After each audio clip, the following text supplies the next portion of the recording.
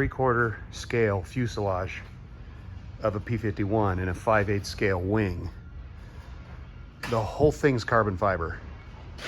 It's like a, you know, like an F1 car. It's like there's the tub, then it's got some structure out here to hold the engine in, which is V12 Falconer aluminum based off a small block Chevy. It's like a small block Chevy and a half, 400 inch Chevy, 4 1/8 bore, 3 3/4 stroke, 600 cubic inch, 720 horse at sea level. And the thing, you wear it. I mean, there's not a lot of extra room in the cockpit of this thing. You basically got to stuff your legs down the side. So yeah, this is, we call this a Thunder Mustang. So there's what you see, bird's eye view. Stick and rudder job. GPS will boot the rest of the way here in a minute. Oh, there it goes.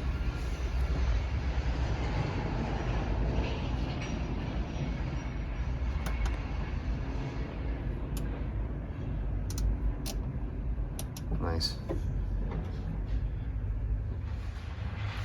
So the engine uses 440cc injectors, and it uses LS2 or LS3 coils for ignition, individual coil near plug, full sequential, obviously. It's got a pair of crank sensors at the front and at the rear.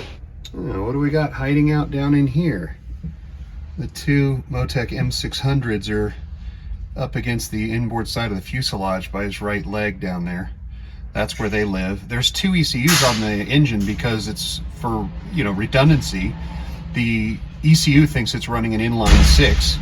Each one thinks it's on an inline 6. So even though it's a V12 engine with a common crank, to the ECUs, they're running an inline 6-cylinder.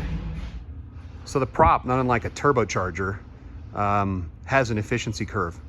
And at some point you can actually overspeed the prop, get the tips going supersonic, and you run into effectively a wall because the load on the blade goes way up, the drag goes way up, and more horsepower doesn't make you necessarily go faster.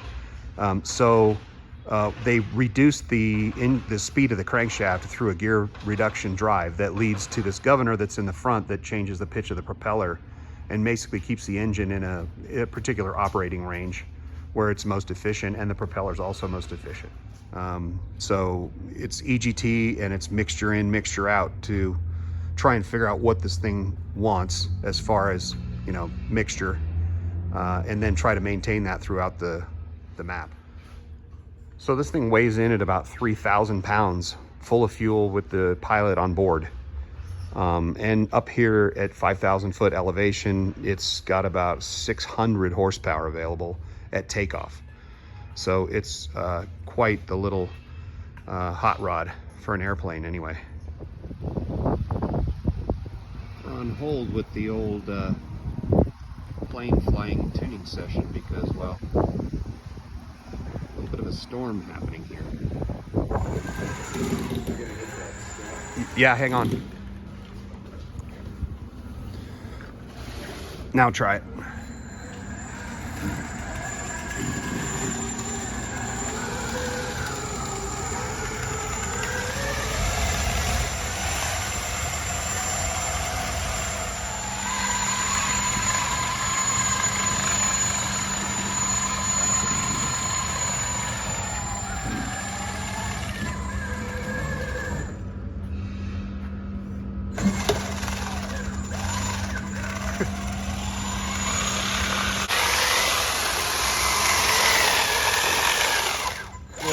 Remote controlled tank.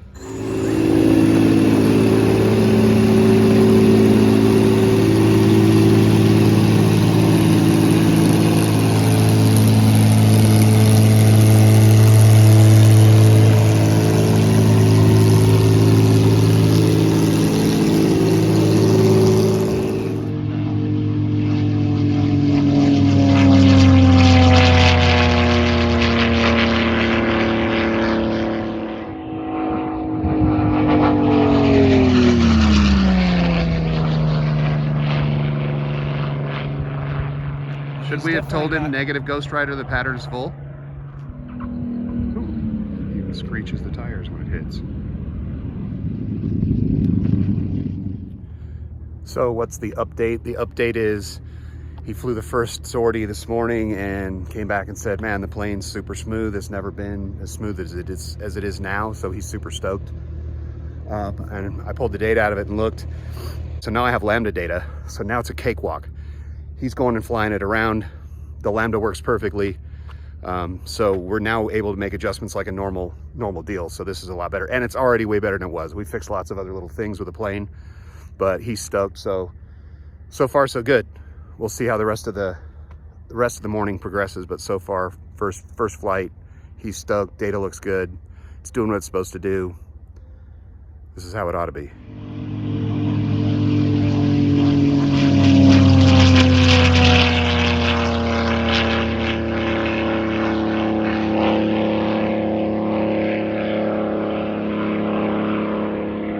Sounds like a 2J. Oh, I actually managed to get it.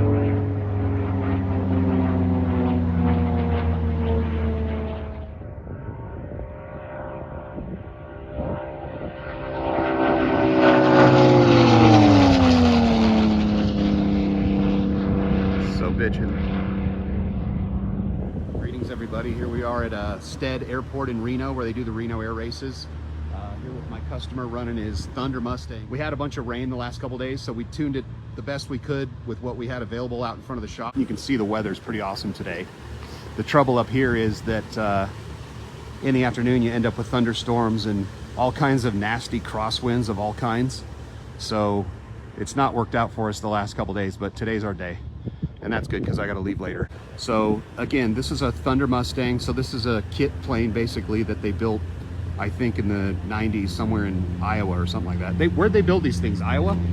Idaho. Idaho, that's it. Nampa, Idaho. Yeah, it was Nampa, Idaho. I knew it started with an I. So anyway, he's just down there waiting for traffic to clear, and then he'll be taking off shortly. And the thing sounds like, well, it sounds like an F1 engine because it's 12 cylinder, but it's low RPM. So really, to me, what it sounds like is a 2J. So you guys can be the judge.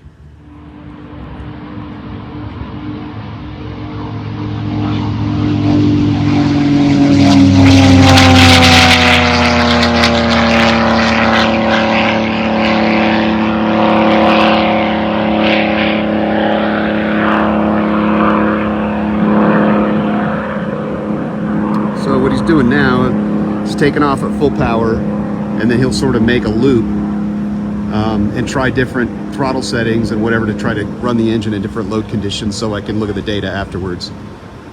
And hopefully he'll do what he's done the last 2 times.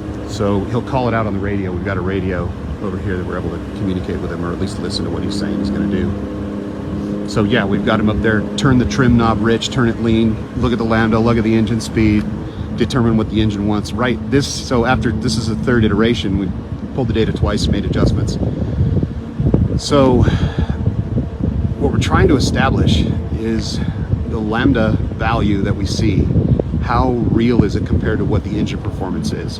Because it's in a tiny little, I mean, the exhaust pipes are like 6 inches long, and the Lambda's as close to the head as I could get it, but it's, you know, it's probably got 4 inches of pipe downstream of the Lambda, so it's obviously heavily air biased or oxygen biased. It's going to make everything look leaner than it really is.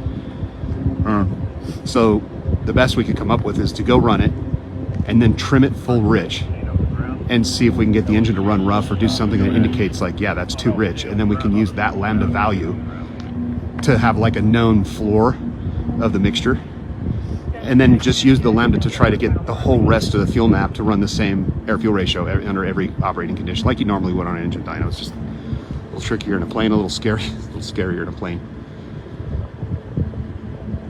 So did he call out that he's, I mean, don't command it, not for video's sake. I hope he does. Did it before it was bitching.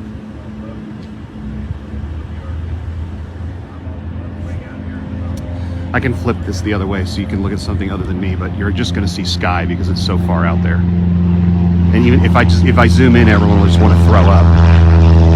So this is gasoline. It uses 100 octane low lead, which is a standard aviation fuel. The engine's about like 10 to 1. Like I said, it makes about 600 horsepower at this field altitude, which is 5,000 feet. It's basically a 12-cylinder small block, 400 small block. It's like a 4 1/8 bore, 3 3/4 stroke. So it makes it 600 inches because it's got an extra half a small block bolted to the back of it. But I just used traditional ignition timing, about like 32. It's a little on the conservative side, but you know, we're better off being conservative based on the fact that it's an airplane. I did a standard calculated fuel map like I always have done in an M800. It's just that we didn't have a dyno and or Lambda to confirm it with, so the best we could do was up against the brakes, open the throttle, run the mixture richer, leaner, just like you would adjust in the idle mixture on a carburetor, you know, for rich best RPM if you want, or least amount of vacuum at a given throttle opening. We struggled with that the first day, but eventually I was able to look and see why. Throttle shafts are all worn out, so you get, the engine actually has separate plenums. I mean, it really is, it's got a common crank, but it thinks it's two inline sixes. Is he doing the low speed thing or no? No, he's landing. He's landing, okay. No low speed pass for us, but that's okay. Or high speed low pass. Anyway, so I don't know where I was at. Talking about the engine, something, I don't know, whatever. Yeah, so the traditional way would be to, you know, calculate the map, run the thing on the dyno, open the throttle, look at the mixture, and then adjust to get the map right.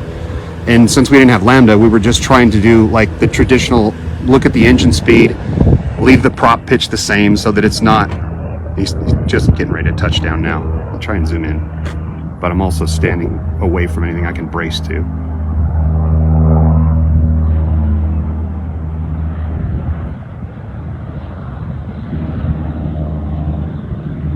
So at some point I'll have to put this down to go get the laptop and do my fucking job. But this thing's too awesome not to share. And it sounds, I'm sure it doesn't come across right on the video, but it sounds gangster when it's taken off and when it's flying by and overhead. It's like, no matter which direction it's going, you can still hear the engine somehow. And I'll just keep this rolling until he rolls all the way up here. And then I'll cut it off and get the laptop and do what I'm getting paid to do. No joy on the high speed, low altitude pass.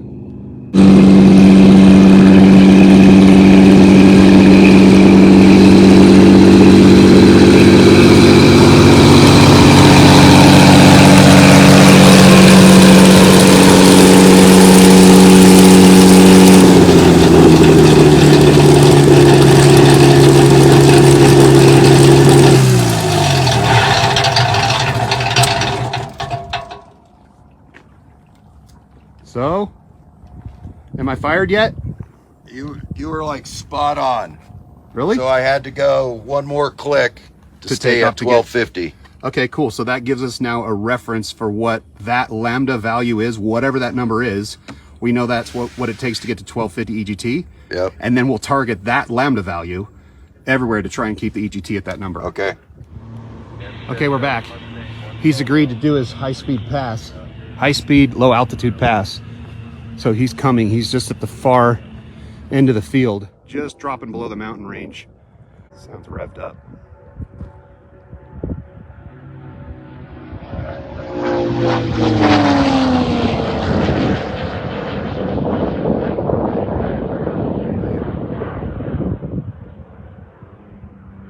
Too bad that this will be the last year for the Reno air races.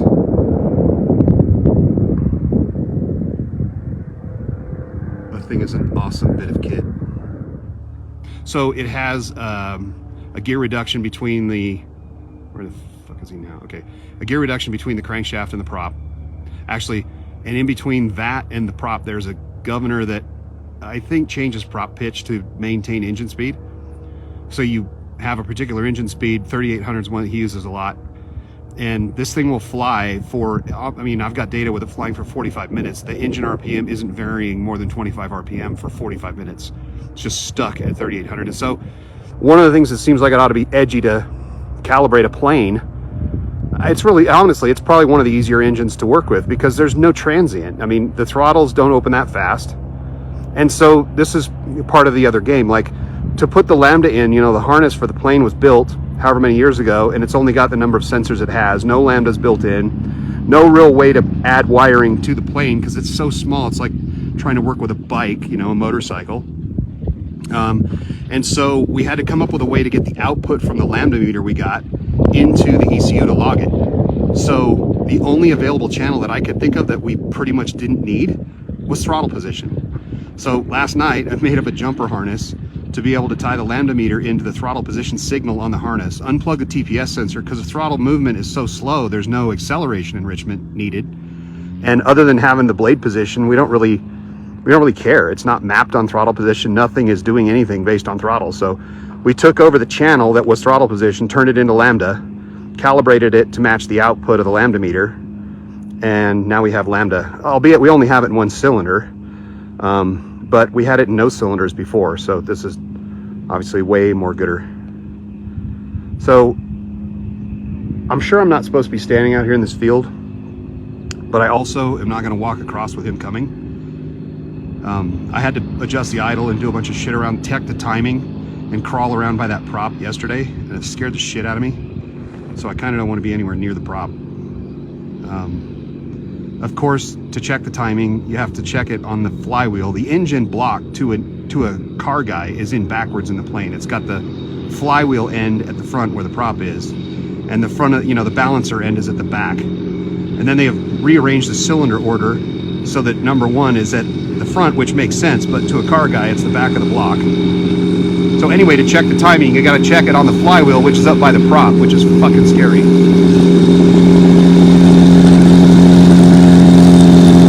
Okay, we're getting a shaka. We're getting a shaka, so that's good. So he's headed back to the hangar. No, or maybe he's not headed back to the hangar. Maybe he's headed back to our little data gathering area. He is. So we'll head over.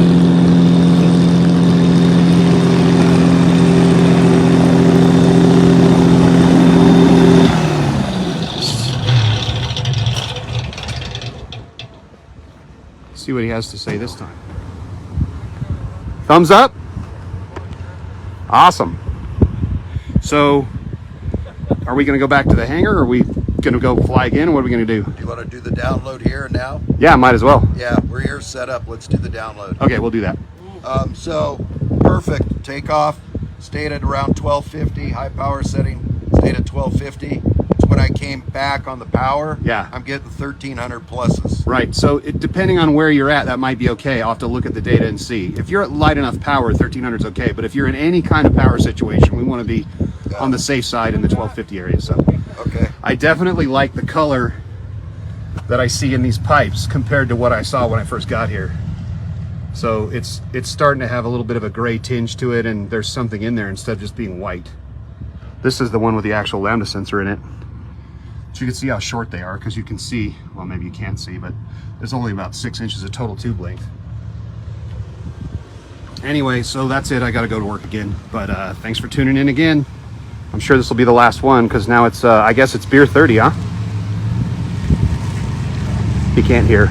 Beer 30! That worked. So I'm just back here in the hangar after the last successful sortie that we flew. We've got the mixture where we want it. Everything's working like it should.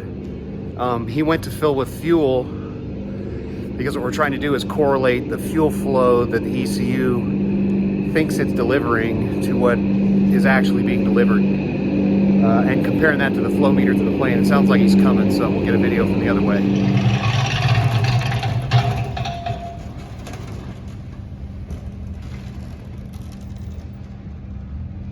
Like a glove.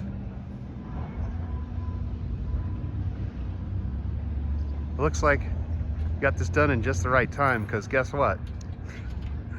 More of the same coming. So after a job well done, I've earned a badge of honor. Got my very own t-shirt. I'm part of the crew. So this project has been several months in the making. Customer contacted me months back about this thing, and we've been going back and forth over email and looking at data, and finally had the opportunity to come up here and see what it is and have a look around. We've been solving lots of little issues over the past few months, but then we were able to take care of a bunch more while I've been here. The biggest problem was the throttle bodies were all worn out, so we had a bunch of air leaks, and this engine, the Falconer V12, it's actually completely separate left bank versus right bank in the intake plenum.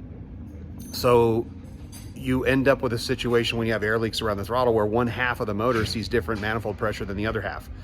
So we were working really hard at trying to equalize that, and I was able to get my hands on a newer set of throttle bodies and feel the difference and went like, oh man, we got to change these right away. This is definitely not right. So we put brand new throttle bodies on it, and guess what? Now it acts like it's supposed to act. So that was a big thing. And then this short exhaust pipe, you wouldn't think would be useful for trying to measure Lambda with, but because we had so much rain going and because we have access to the parts up here in Reno, during the rainstorm, I went over and picked up a Lambda meter, and yesterday while we were waiting for the rain to quit, we installed it in the plane, and lo and behold, trying it today, it works great. So the next key was being able to log it. I mean, first of all, the changes that we made and everything we did out here in front of the hangar made a massive difference on how it ran just right off the bat. But then having Lambda and the ability to tie it all together and, you know, fix the map in places where you couldn't tell or where we hadn't been, but you get to in the air, and get those into calibration, it's a whole different airplane. So that's it, job done. I managed to make myself part of the crew over here, and I'm super excited to see how this thing, you know, works going forward. And he's going to race it at the last race here in Reno, and if I have the opportunity, I'd love to come back up here. I wish that this wasn't the last year racing up here, but it is. And so anyway, hopefully get a chance to come up and experience that, because just one of these things was awesome to watch. I can't even imagine a whole air race field full of them. So anyway, that's me signing off from Reno with this Guardian Angel Stinker Air LLC Thunder Mustang carbon fiber V12 with twin MoTeCs.